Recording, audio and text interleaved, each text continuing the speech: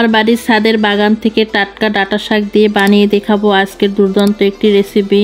Hello viewers, আসসালামু আলাইকুম, welcome back to my channel Mukta's kitchen. বন্ধুরা, আপনারা সবাই কেমন আছেন? নিশ্চয়ই খুব ভালো আছেন। আমিও আল্লাহর রহমতে আর আপনাদের দয়ায় খুবই ভালো আছি। আমি আজকে আমার বাড়ির ছাদ বাগান থেকে তুলবো ডাঁটা শাক। এই ডাঁটা শাক দিয়ে আজকে আমি ইলিশ মাছের মাথা, মাছ, লেজ দিয়ে খুবই দারুণ একটি রেসিপি শেয়ার করব আপনাদের সাথে। আমার বাড়ির ছাদ বাগানে শুধু ডাঁটা শাক না, আরো বিভিন্ন রকমের শাক সবজিও গাছ রয়েছে।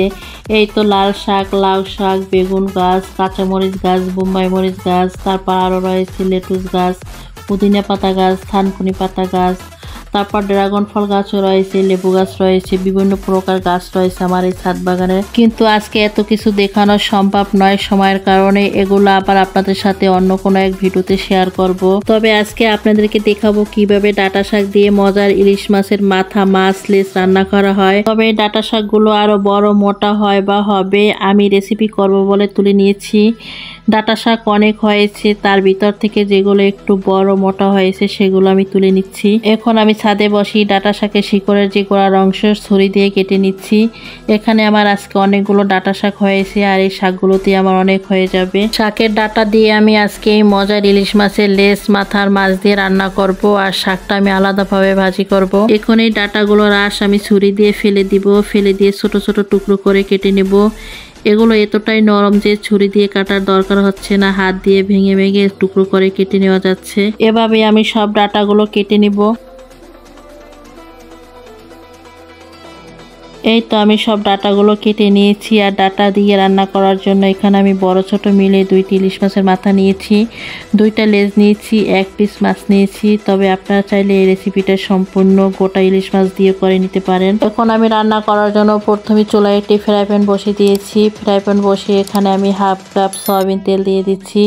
আপনারা চাইলে এখানে সরিষার তেলটা দিয়েও রান্না করে নিতে পারেন। তেলটা গরম করে আমি তেলের উপরে পোড়ানোর জন্য দিয়ে দিচ্ছি সাদা আর কালো সরিষা, আর দিয়ে দিচ্ছি সামান্য গোটা জিরা। এখন এই সরিষার গোটা জিরাটা আমি তেলের উপরে সামান্য একটু ভেজে নিব। সরিষার গোটা জিরা আমি ভালো করে ভেজে নিয়ে এখন দিয়ে দিচ্ছি তেলের উপরে 1 কাপ পেঁয়াজ কুচি।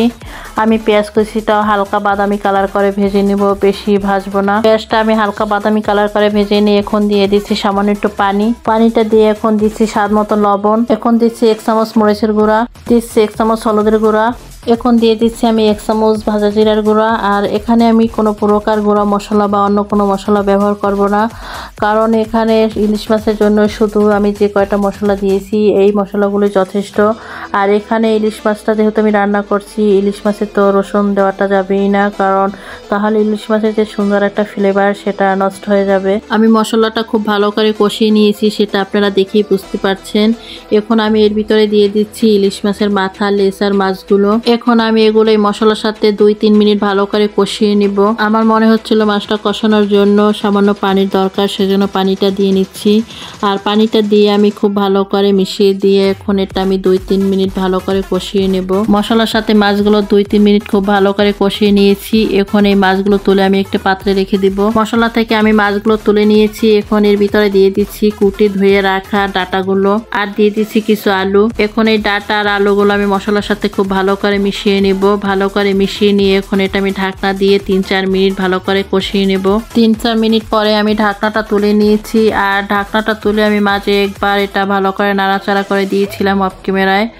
আর এখন এটা আমার খুব ভালো করে কষানো হয়ে গেছে। এখন এর ভিতরে আমি পরিমাণ মতো পানি অ্যাড করব। আমি আমার পরিমাণ মতো পানিটা দিয়ে নিয়েছি। আপনারা আপনাদের পরিমাণ মতো পানি দিয়ে নেবেন, যতটুকু আপনারা ঝোল রাখবেন বা ঝোল খাবেন।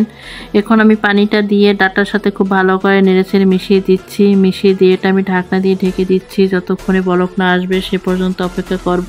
তরকারিটা খুব ভালো করে বলক চলে আসছে। এখন আমি এর ভিতরে দিয়ে দেব কষিয়ে রাখা মাছগুলো। বন্ধুরা, আমি দুঃখিত, আমি মাছটা যখন তরকারির ভিতরে দিয়েছি তখন সেটা আমি দেখাতে পারিনি ক্যামেরার কারণে সেটা স্কিপ হয়ে গেছে। এখন আমি মাছগুলো ডাঁটাতে দিয়ে খুব ভালো করে নেড়ে চেড়ে ঢেকে তারপর 10 মিনিটের জন্য আরো রান্না করে নেব। 10 মিনিট পরে আমি ঢাকনাটা তুলে নিচ্ছি। ঢাকনাটা তুলে নিয়ে এখন আমি তরকারিটা নাড়াচাড়া করে দিচ্ছি। আর আমার রান্নাটা প্রায় শেষের পর্যায়ে। আমার ডাঁটাটা আর আলুটা খুব সুন্দরভাবে সিদ্ধ হয়ে গেছে। আর আমি ঝোলটাও এর বেশি টানাবো না, এরকমই রেখে দিব। আর আপনারা যদি এর থেকে বেশি ঝোল খান তাহলে বেশি ঝোল রাখবেন, আর কম খেলে আরও কমিয়ে রাখবেন। তবে আমার মতে ডাঁটাতে এতটুকু ঝোল রাখলেই খেতে ভালো লাগবে। তো এখন আমি চুলা থেকে ডাটাটা তুলে নিব। আমি চুলা থেকে ডাটা তরকারিটা তুলে নিয়ে আপনাদেরকে পরিবেশন করে দেখাচ্ছি। তো বন্ধুরা, রান্না হয়ে গেল খুবই সহজভাবে, সহজ রেসিপিতে ডাটা দিয়ে ইলিশ মাছ রান্না। আর ইলিশ মাছ দিয়ে ডাটা তরকারিটা খুব খেতে মজার হয়ে থাকে, সেটা আপনারা বাড়িতে একবার ট্রাই করে দেখবেন এই তরকারিটা ইলিশ মাছ দিয়ে খেতে কতটা দারুণ লাগে। আর আশা করি বন্ধুরা আমার আজকের এই ডাটা দিয়ে ইলিশ মাছ রান্নাটা আপনাদের কাছে ভালো লেগেছে। যদি ভালো লেগে থাকে তাহলে অবশ্যই আমার ভিডিওটিতে একটি লাইক কমেন্ট শেয়ার করে দিবেন। আর আমার চ্যানেলটি যদি নতুন বন্ধুরা এখনও সাবস্ক্রাইব না করে থাকেন তাহলে আমার চ্যানেলটি সাবস্ক্রাইব করে আমার পাশেই থেকে যাবেন। তো বন্ধুরা, আজকে এই পর্যন্তই। সবাই ভালো থাকবেন, সুস্থ থাকবেন, সবাই সবার জন্য দোয়া করবেন। আল্লাহ হাফেজ।